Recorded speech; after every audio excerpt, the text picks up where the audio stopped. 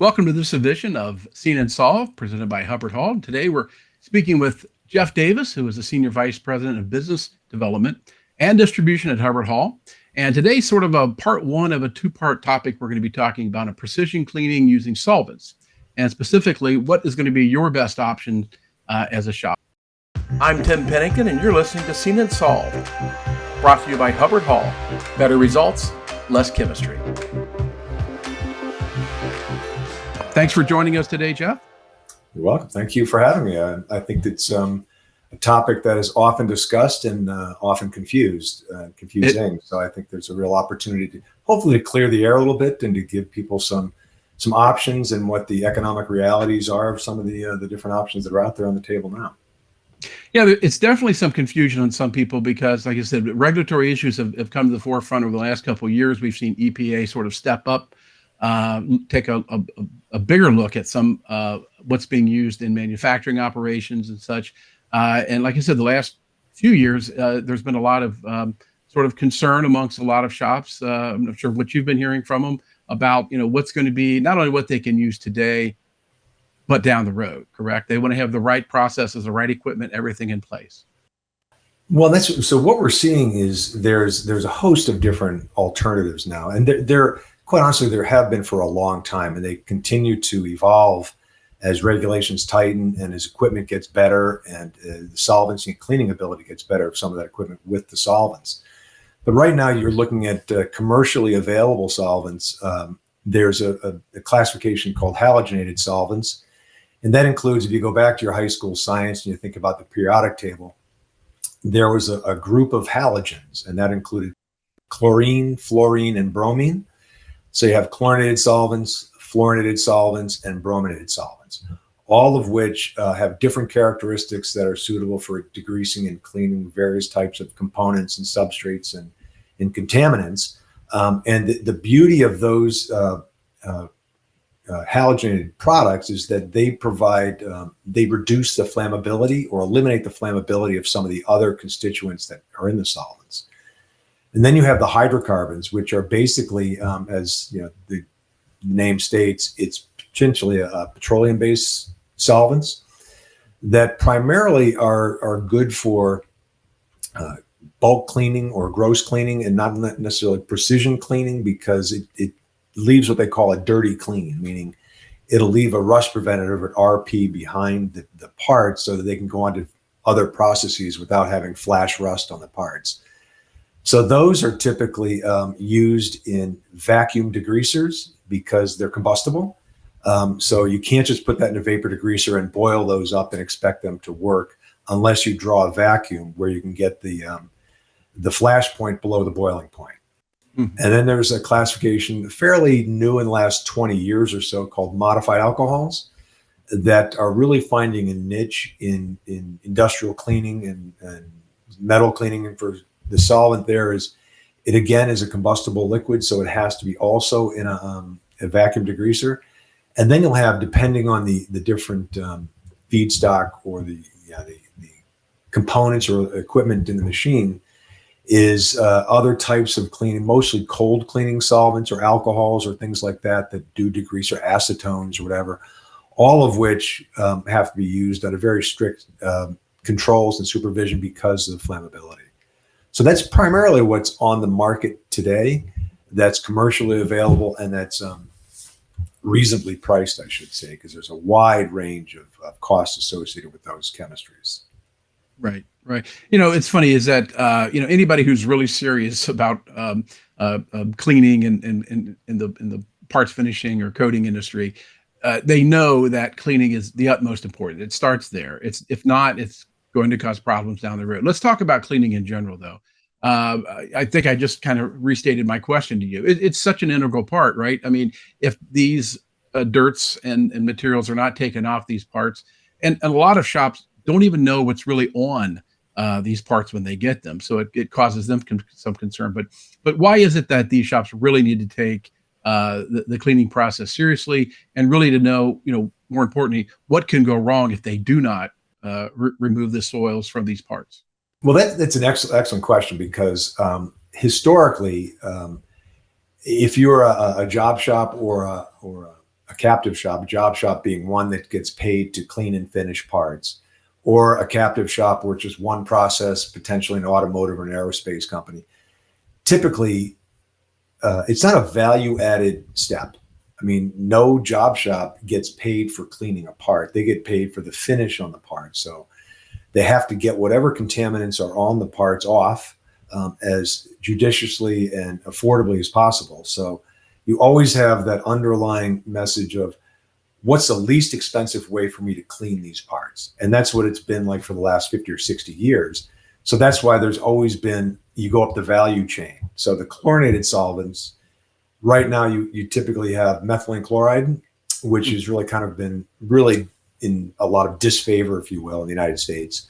That's an excellent paint stripper, but has all sorts of issues related to parts per million exposure and potential carcinogens. You have trichlorethylene and perchlorethylene. Those three are really the workhorses, with tri and perc being the most available and the most commercially viable parts. And typically, historically anyway, have been most affordable on the per pound cleaned. Then you go up that value chain into things like N-propyl bromide, which again is a halogenated solvent.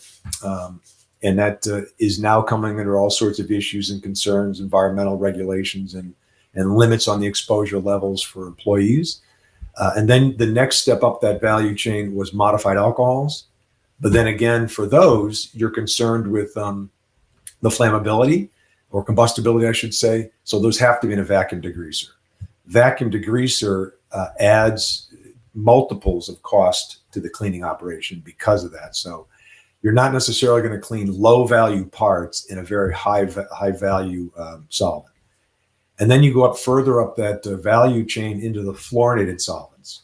The fluorinated solvents going back, 30, 40 years ago with Freon. You may be familiar with the Freon. Mm-hmm. There's many derivations of fluorinated solvents over the years, whether it's hydrofluoroethers or hydrofluoroolefins, various components that are mixed with chlorinated solvents.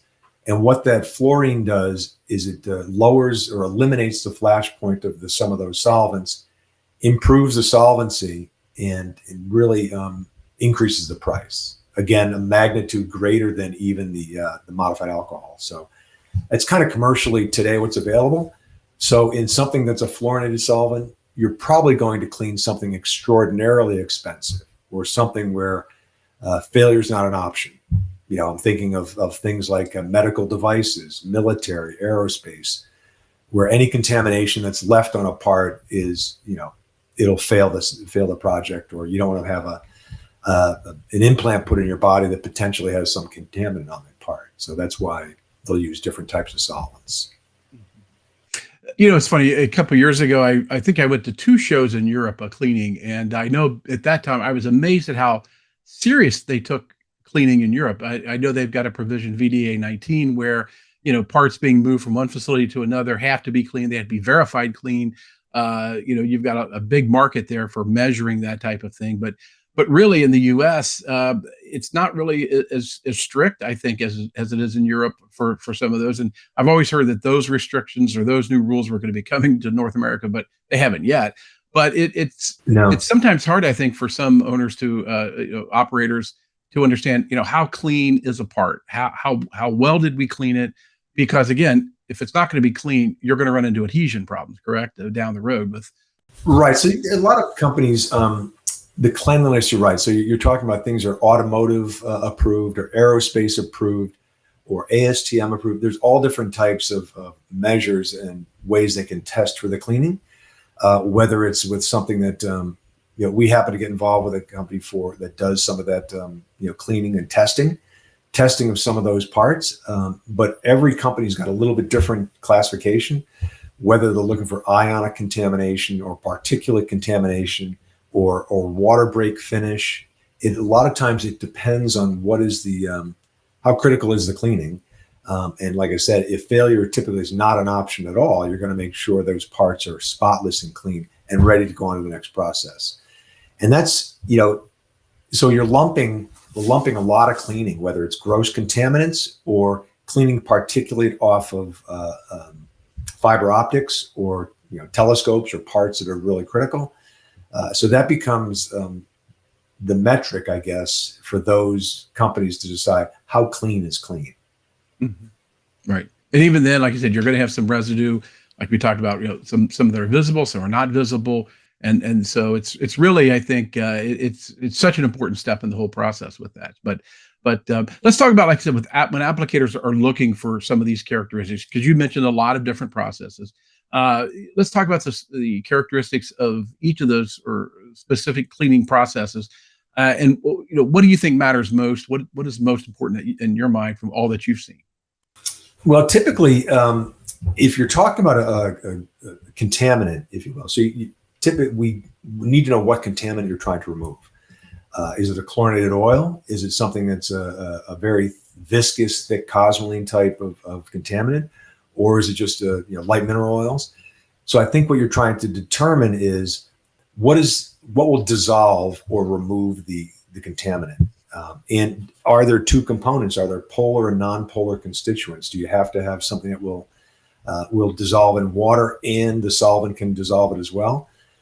So if you're looking at those, you need to know, first off, will that solvent dissolve the contaminant? And that's typically what a manufacturer or a supplier, producer of some of those chemistries will determine. Can our chemistry dissolve or remove the contaminant? Next can be things like the boiling point can be critical. You're going to have the Cary-Butanol value, meaning how aggressive is that solvent? What's the surface tension of that solvent? The lower the surface tension, the easier it is for that solvent to get in underneath potentially semiconductors or blind holes to try to get in there and flush out the contaminant. And typically the solvents have a surface tension that's probably 4 times less than water.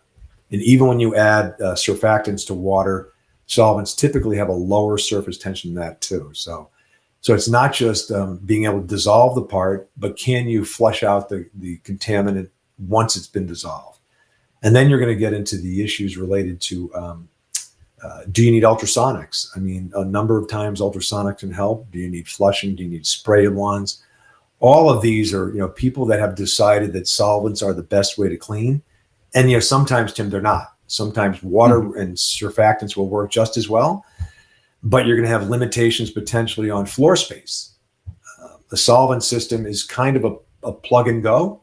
I mean, if you have the floor space for, a 10-foot by 10-foot degreaser and it's electric, you can plug it in and be ready to go almost instantaneously.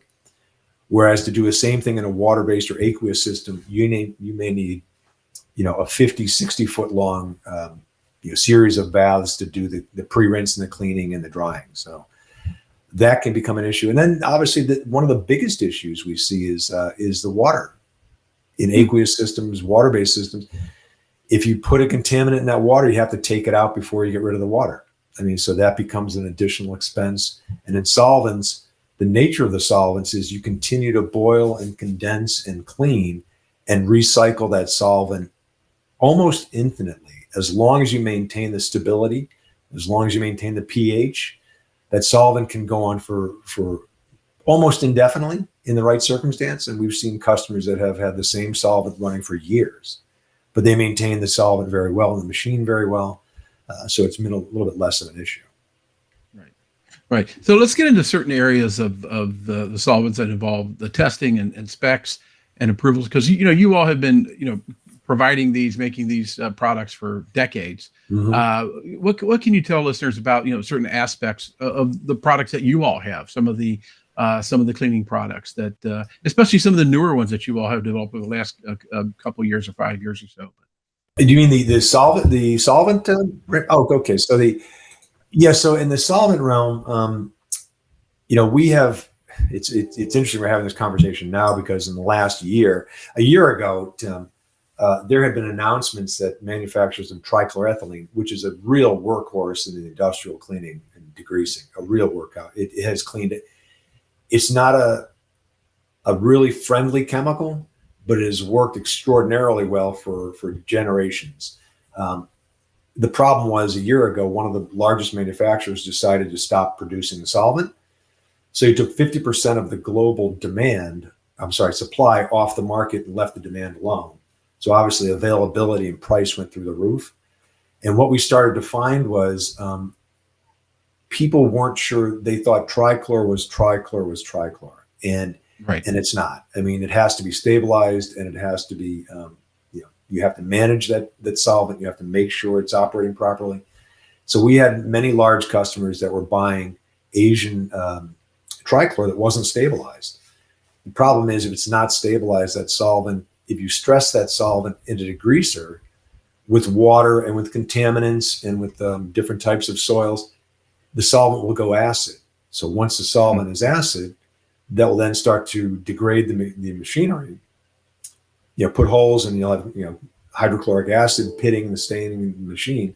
And then you have to then dump the machine and refill it, and potentially get a new machine. So what we've seen is we've developed a double stabilized solvents for that reason. So our objective here now is we're not looking to replace people's solvent. We're trying to find them ways to maintain the solvent in the machine, make sure it's stabilized and it's tested, and you have the right constituents in there all the time. So that's really been a kind of a remake for us in the whole industry, going from a volume-based industry to now it's like you have to be smart about this, because you may not be able to buy more product. And that's where we are today, is trying to find ways and communicating to our customers. Historically, we'd say, dump the machine and put fresh solvent in. Now we're saying, don't dump anything. Test it, make sure the stuff is still viable, and we can restabilize it and hopefully continue to use what you have. So that's a 180 flip from where we were a number of years ago. Right. You talk about how people need to be smarter. So let me ask you just a question of operators, shop owners, manufacturing operations.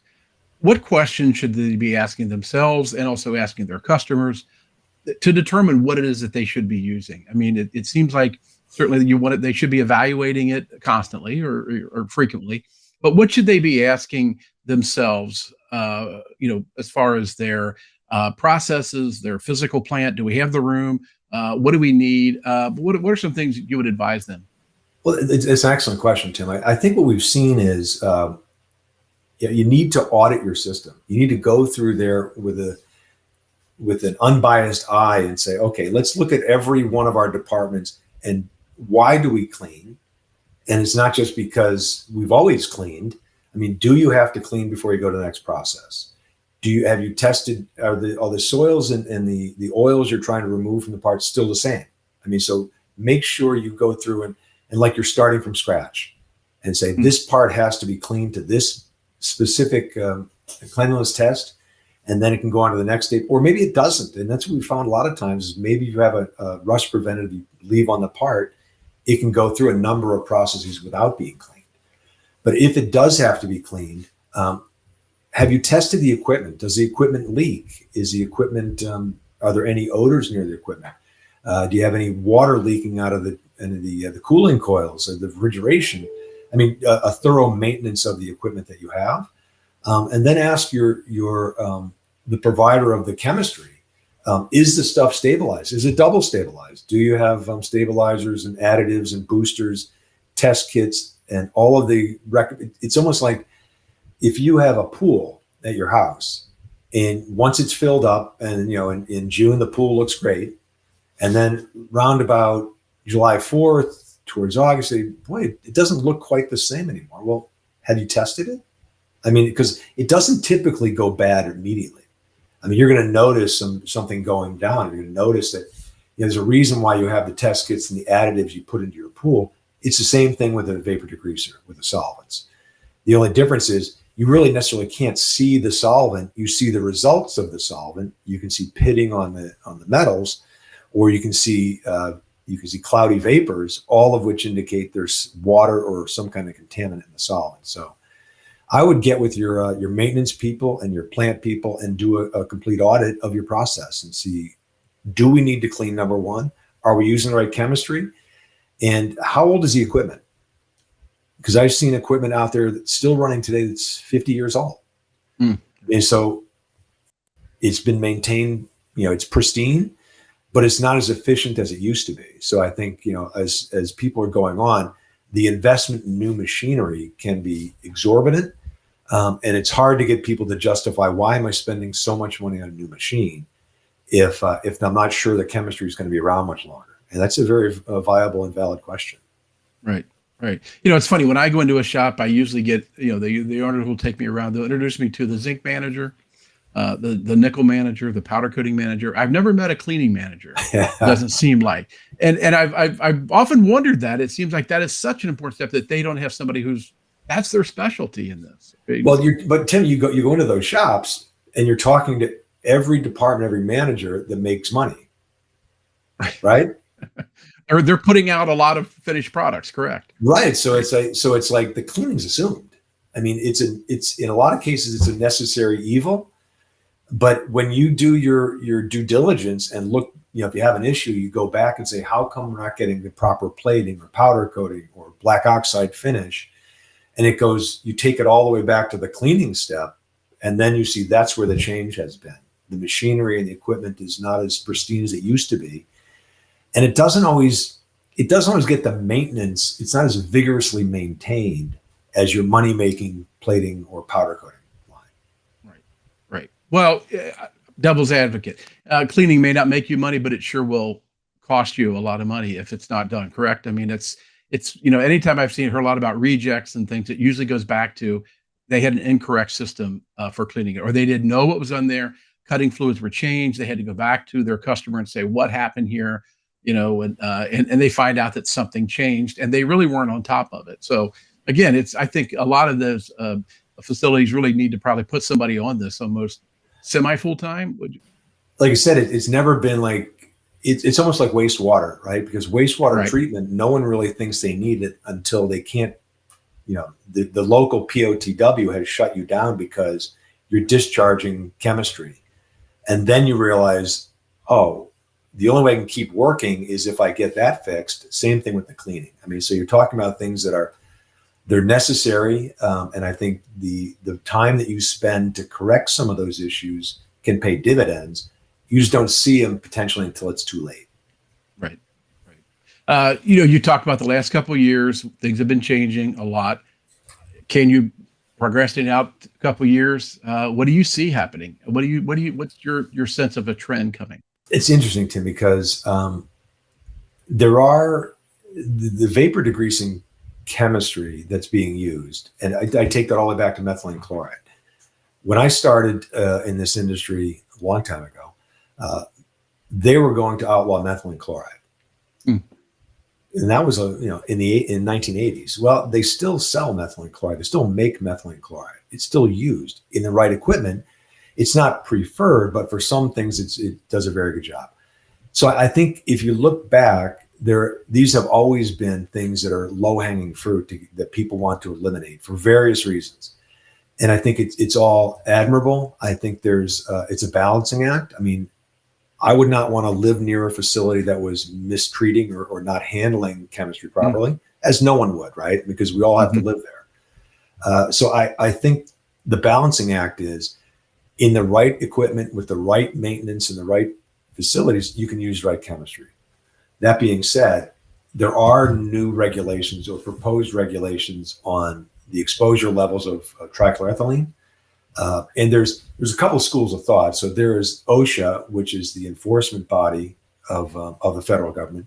And then there's the ACGIH, the American Conference of Industrial Hygienists, that make recommendations to OSHA on what the exposure level should be for different solvents. And now you have, most recently, the last couple of years, EPA has said there's what do they call it? Unreasonable risk of exposure especially for trichlorethylene. So that's under fire now as well. It's going through a process of public comment right now. And I think in version 2 or episode 2 we do with Ed and Barbara, they're very well versed in the state of those things, and they can give you the pulse of what's happening today with some of that the statutes related to the solvents. Gotcha. Well, again, as we wrap up here, we are going to be doing a part 2 with Ed and Barbara, 2 longtime experts in the critical and precision cleaning process who who do know doing a lot. And then I know that they've actually been working very closely with the EPA on a couple of things. So that'd be very interesting. But Sure. but again, thank you for your time, for telling us all that. And I guess, again, if we haven't confused some shop owners now, I hope we haven't, but they can certainly give you all a call, because it seems like you can walk them through, like you said, do the audit. I think that's very critical. Well, you have to start somewhere. You have to start somewhere. And I think, and I say this to most of our customers. I understand a lot of people that use some of this chemistry don't necessarily want to volunteer and raise their hand to tell the world they're using some of these things. But, I think work with Hubbard-Hall or any of your suppliers that you trust, and have them do an audit of your process to see what you really need. Right. And another set of eyes. Those always seems to, I've heard from so many shop owners, when they get somebody in there, a trusted supplier who gives them another set of eyes, and they trust it, and it's always seems to work out for the best with them. So, well, again, Jeff, thank you for joining us today. People can get more information at hubbardhall.com. Thank you, Tim. Thank you. All right. Take care. Seen and Solved is brought to you by Hubbard-Hall. Better results, less chemistry. For more podcasts, go to hubbardhall.com or wherever you get your podcasts.